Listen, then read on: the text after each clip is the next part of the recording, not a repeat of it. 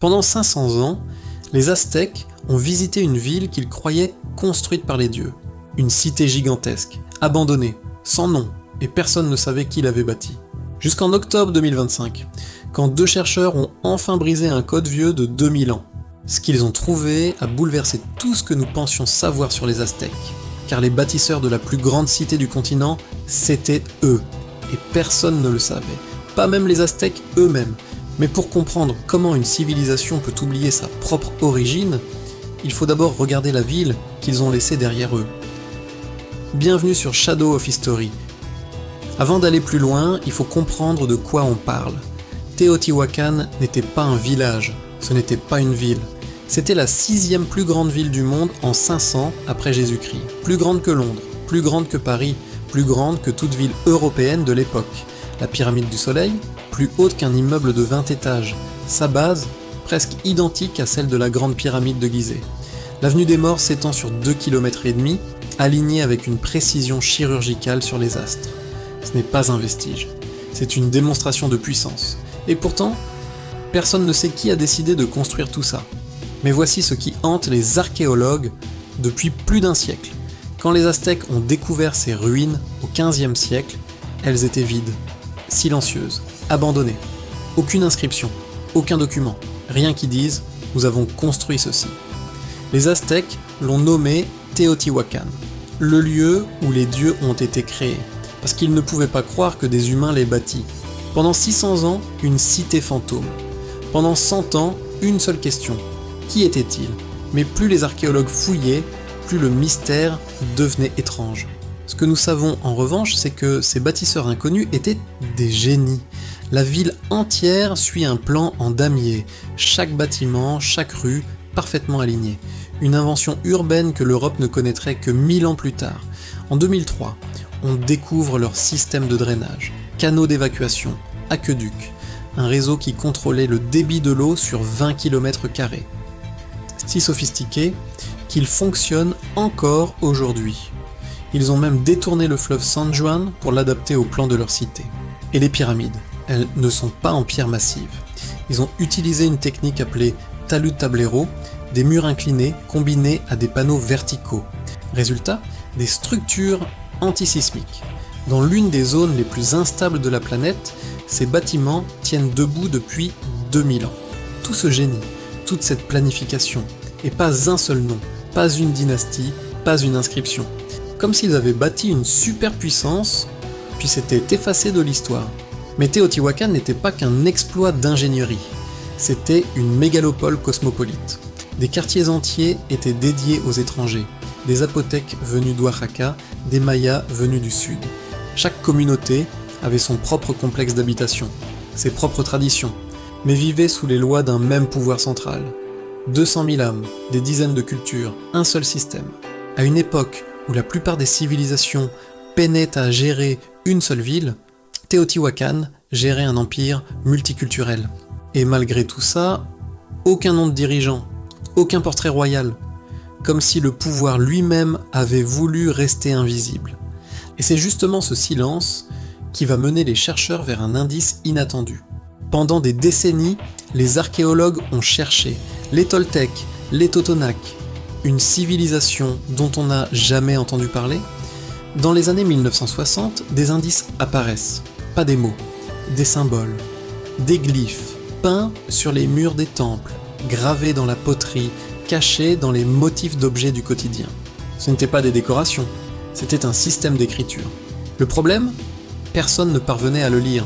Les chercheurs ont utilisé le principe du rébus, comme pour les hiéroglyphes égyptiens. Un jaguar ne signifiait pas seulement jaguar. Il pouvait représenter un son, un nom, un titre. Mais ça ne fonctionnait pas. Des décennies de tentatives, des décennies d'échecs. La raison ? Ils utilisaient la mauvaise langue. Et il aura fallu attendre plus de 50 ans pour que quelqu'un pose enfin la bonne question. Puis, en octobre 2025, tout bascule. Le linguiste Magnus Farao Hansen et l'archéologue Christophe Helmke de l'université de Copenhague changent d'approche. Au lieu du nahuatl classique, ils reconstituent une forme ancienne d'uto-aztèque, une langue qui existait déjà à l'époque où Teotihuacan a été bâti. Et quand ils l'appliquent aux glyphes, le code se brise. Des noms, des titres, des références à des souverains. Le système d'écriture de Teotihuacan était une forme ancienne de Nahuatl, la langue des Aztèques. La conclusion est vertigineuse. Les bâtisseurs de Teotihuacan n'étaient pas des étrangers. Ils étaient les ancêtres des Aztèques eux-mêmes. Les Aztèques n'ont pas seulement découvert des ruines au XVe siècle. Ils ont découvert leur propre histoire, leurs origines oubliées. Mais cette découverte soulève une question encore plus vertigineuse. Si les Aztèques descendent des bâtisseurs de Teotihuacan, pourquoi l'avaient-ils oublié?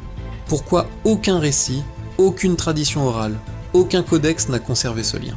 On parle d'un peuple qui a bâti la plus grande cité du continent, et en quelques générations, le souvenir s'est éteint, complètement, comme si quelqu'un avait décidé que cette mémoire devait mourir. Et pour comprendre pourquoi, il faut regarder comment cette civilisation s'est terminée. Si ce genre de mystère historique vous fascine, laissez un like, ça aide vraiment la chaîne à continuer d'explorer ces histoires oubliées. Et si vous voulez être là pour les prochaines, vous savez quoi faire. À son apogée, Teotihuacan était intouchable, le New York du monde antique. Et puis, vers 550 de notre ère, elle disparaît. Pas lentement, pas progressivement, mais d'une manière catastrophique. La ville brûle, les temples sont réduits en cendres, la pyramide du soleil, cœur de l'empire, n'est plus que ruine. Mais voici le plus troublant. Aucune trace d'invasion, aucune armée étrangère. Les incendies étaient délibérés, systématiques. Les quartiers de l'élite ciblés en premier. Palais, bâtiments administratifs, temple du pouvoir. Ce n'était pas une guerre, c'était une révolution. Mais pourquoi ? Qu'est-ce qui pousse 200 000 personnes à se retourner contre leur propre cité ?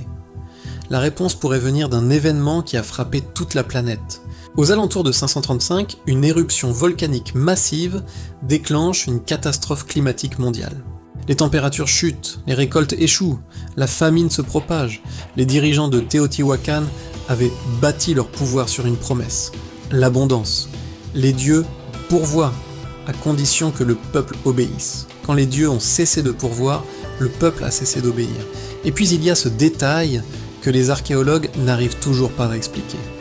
Sous la pyramide du serpent à plumes, dans des tunnels scellés depuis 1800 ans, on a trouvé du mercure liquide, des flaques entières répandues sur le sol des chambres souterraines.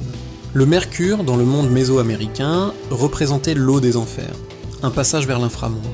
Quelqu'un, avant de sceller ces tunnels pour toujours, a voulu marquer cet endroit comme sacré, ou comme maudit.